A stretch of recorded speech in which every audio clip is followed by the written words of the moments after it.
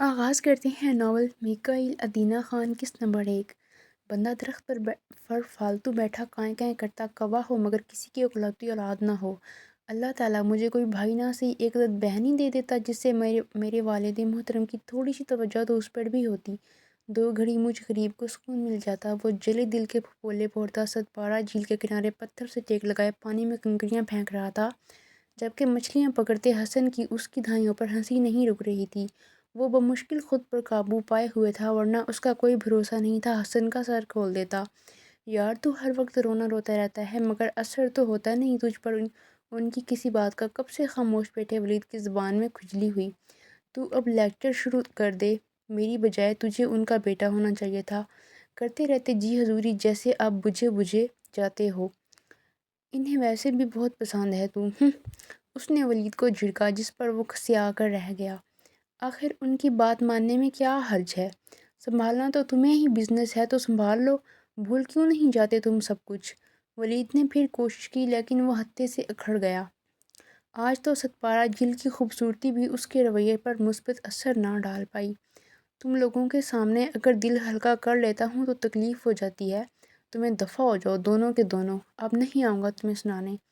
وہ کپڑے جھاڑتا ہمیشہ کی طرح روٹھی محبوبہ بنا اٹھ کھڑا ہوا۔ میکائل یار، بات تو سن۔ دونوں آوازیں دیتے رہ گئے مگر وہ انسنی کرتا زن سے جیپ لے اڑا۔ کیا ضرورت تھی تجھے بکواس کرنے کی جب جانتا ہے اسے نہیں پسند انکل کی طرفداری، لیکن ہر بار تجھے جاننے کون سا کیڑا کاٹتا ہے، اب تو ہی منائے گا۔ حسن نے ولید کو گھورا۔ میں اس وقت پر عقل دینا چاہتا ہوں، دوست ہوں دشمن نہیں۔ اسے سب بھلا دینا چاہیے، اب تو انکل بھی تھکتے جا رہے ہیں، ولید نے پرسوچ انداز میں کہا۔ دیکھتے ہیں، لیکن ابھی تو پیدل جانے کی تیاری پکڑ، تیری زبان مجھے بھی مروا دیتی ہے۔ حسن نے اسے مکہ جڑا۔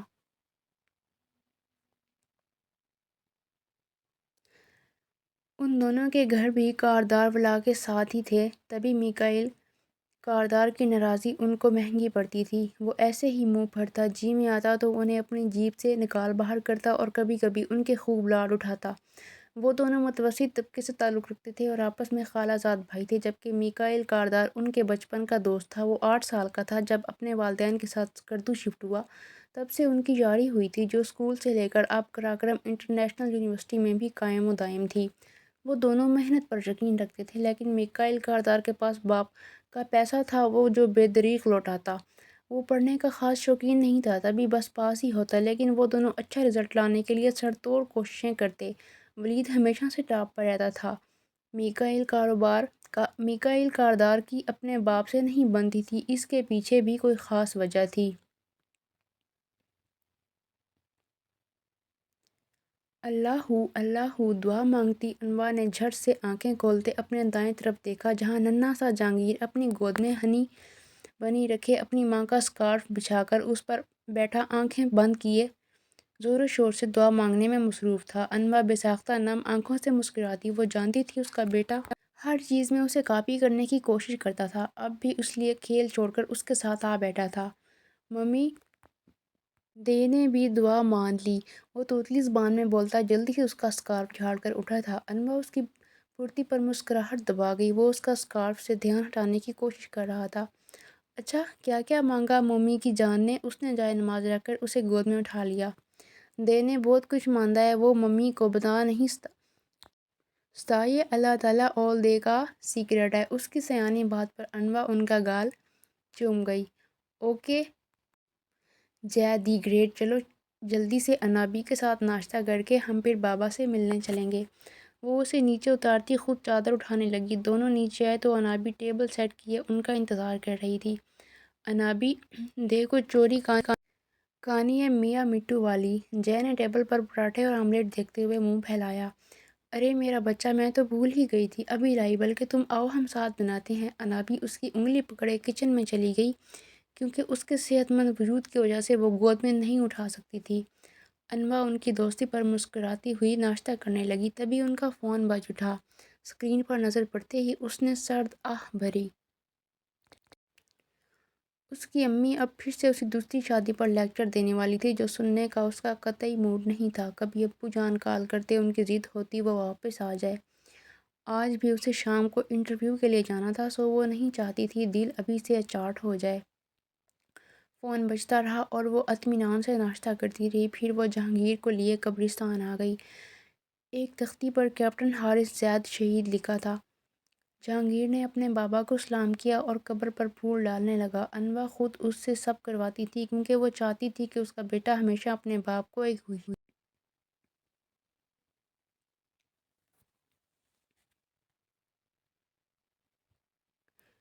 ان کے ساتھ ساتھ اور لوگ بھی اس عظیم شہید کی قبر پر فاتحہ پڑھنے کے لیے موجود تھے۔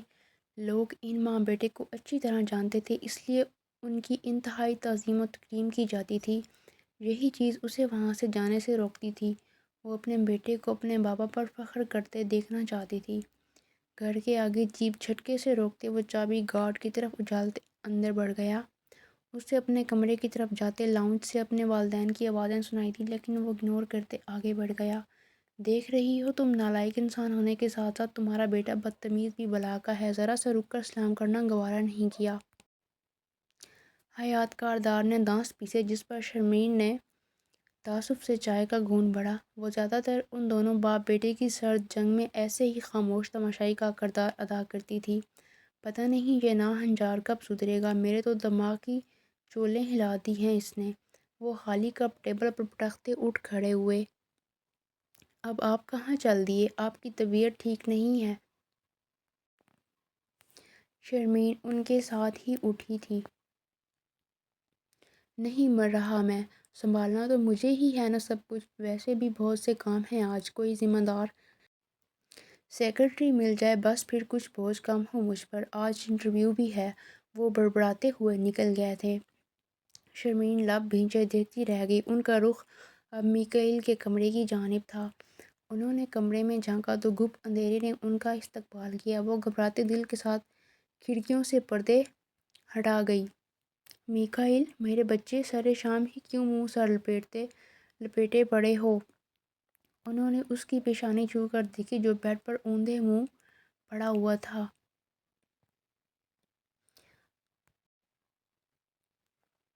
بخار تو نہیں ہے میری جان؟ اٹھو نا، کیا ہوا ہے؟ وہ اس کی پیشانی چومتے بولی جو ان کی گود میں سر رکھ گیا۔ یہ روز کا معمول ہے، پھر بھی آپ روزانہ پوچھتی ہیں؟ وہ کسل مندی سے بولا۔ میرے بیٹے، مان کیوں نہیں لیتے تم ان کی بات؟ انہوں نے اس کے بالوں میں ہاتھ پھیرتے ہوئے پیار سے کہا۔ انہوں نے مانی تھی میری بات؟ اس نے سختی سے لب بھینچ لیے۔ اب تو بھول جاؤ، وقت گزر گیا ہے، زندگی میں آگے بڑھو، انہیں تمہاری ضرورت ہے، وہ اب تھکنے لگے ہیں، آج بھی ان کی طبیعت ٹھیک نہیں ہے۔ ان کی آواز بھرا گئی۔ میکائیل نے ضبط سے مٹھیاں بھینچے سر دوبارہ تکیے پر ٹکا لیا۔ وہ کچھ دیر اسے تکتے رہنے کے بعد کمرے سے چلی گئی۔ دروازہ بند ہونے کی آواز پر میکائیل کی آنکھوں سے آنسو نکل کر تکیے میں جذب ہو گیا۔ دونوں باپ بیٹا اپنی انا کے پکے تھے۔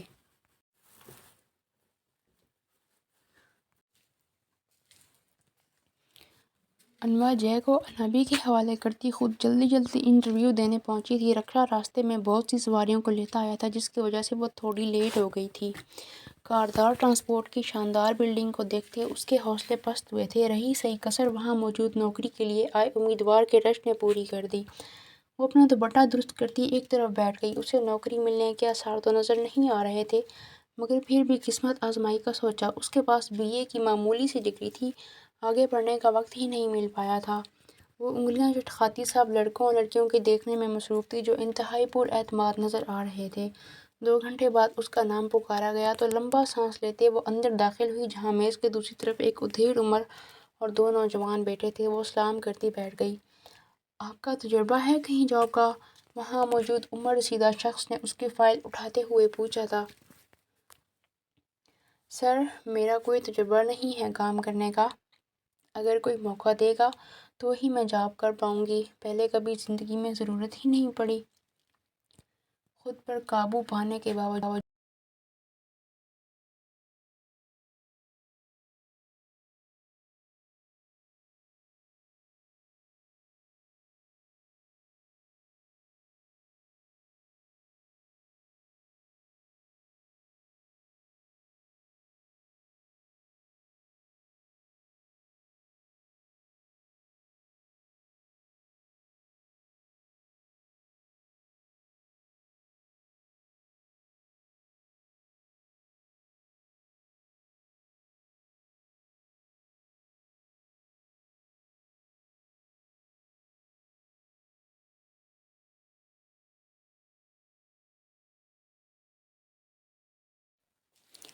وہ انگلیاں مسلتی ہوئی ان کا جائزہ لینے لگی جن کے سر پر کہیں کہیں سفید بال تھے۔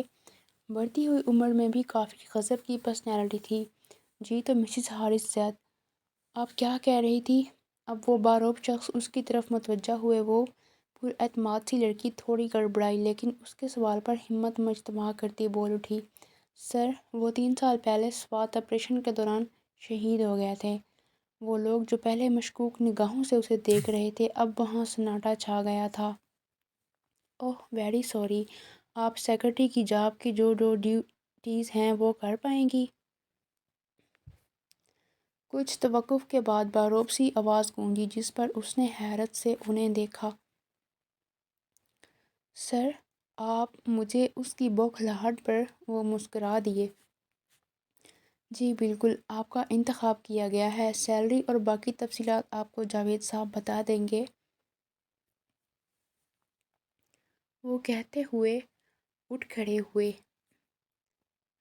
یہ حیات کردار ہیں اس کمپنی کے مالک، ان کی ہی سیکرٹری منتخب کیا گیا ہے آپ کو، جاوید صاحب نے اسے بتایا۔ سب تفصیلات لیتے وہ خوشی خوشی وہاں سے نکل آئی۔ اس نے راستے سے جہانگیر کا پسندیدہ پتیسا بھی لے لیا تھا۔ تانگہ نظر آتے ہی وہ اس میں سوار ہو گئی۔ اسے یاد آیا حارث کو اس کے سنگ تانگے کا سفر کرنا بہت پسند تھا۔ وہ آس پاس کے سفر کے لیے تانگے کو ہی ترجیح دیتے تھے۔ حارث کے پاس اپنے والد کی پرانی گاڑی بھی تھی جو وہ کبھی کبھار ہی استعمال کرتے تھے۔ اس کی آنکھوں میں نمی گھلی تو وہ یکدم ہوش میں آتے خود کو سنبھال گئی۔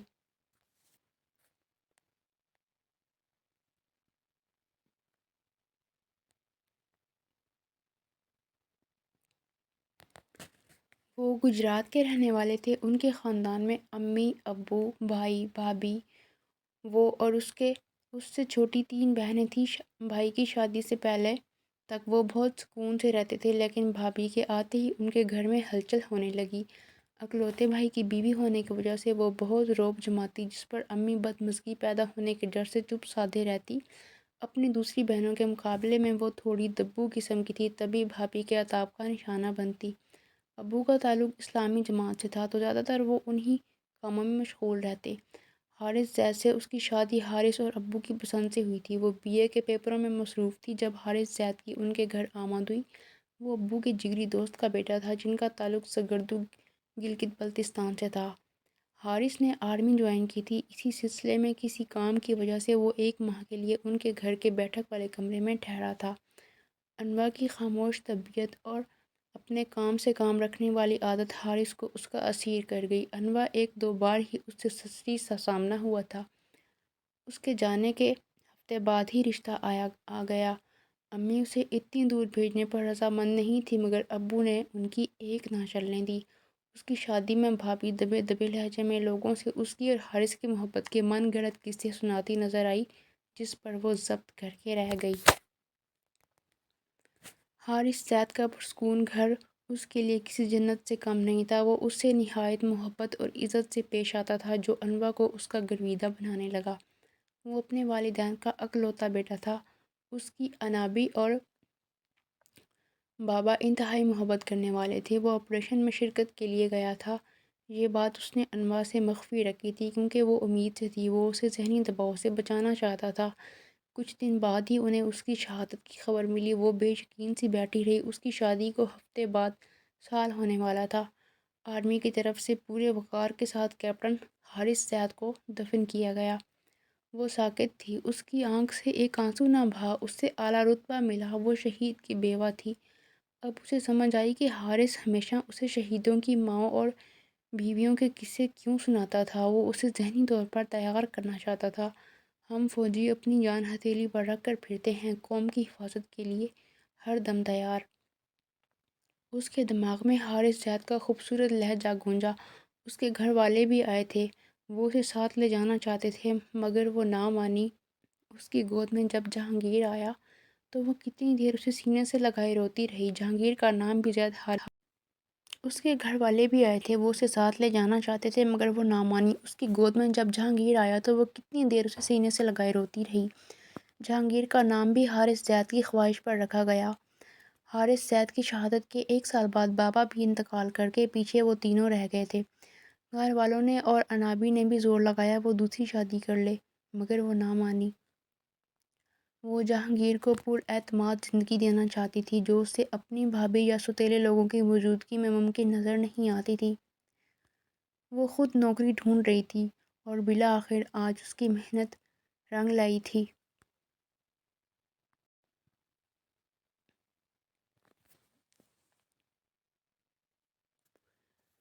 رات وہ ڈنر کے بغیر سویا تھا، تبھی اب اس کے پیٹ میں چوہے بریک ڈانس کر رہے تھے۔ وہ جلدی سے اٹھا، فریش ہو کر نیچے آیا، مگر اپنے باپ کو ڈائننگ ٹیبل پر براجمان اخبار کھنگالنے دیکھ کر اس کا موڈ خراب ہوا۔ اپنی ماں کی گھوریوں پر وہ ناچار کرسی گھسیٹ کر بیٹھ گیا۔ کیا لوگے بیٹا؟ شرمین کی آواز پر حیات کاردار نے نگاہیں اخبار سے ہٹا کر اسے دیکھا۔ ہاں بیٹا بتاؤ نا کیا لوگے؟ ارے ہاں، میرا شہزادہ کیا شوق سے کھاتا ہے، یہ مجھ سے بہتر کون جانے گا؟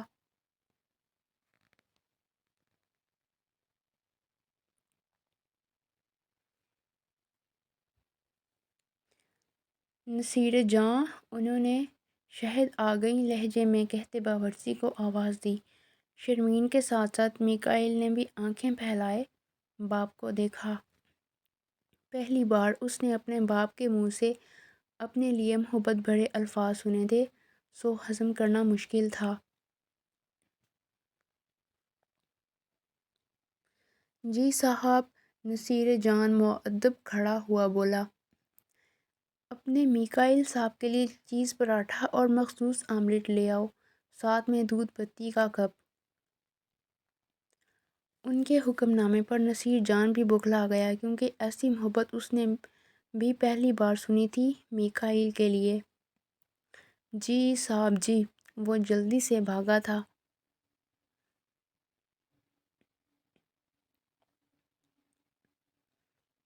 میکائل نے آنکھیں چھوٹی کیے انہیں بغیر دیکھا۔ جاری ہے ناول۔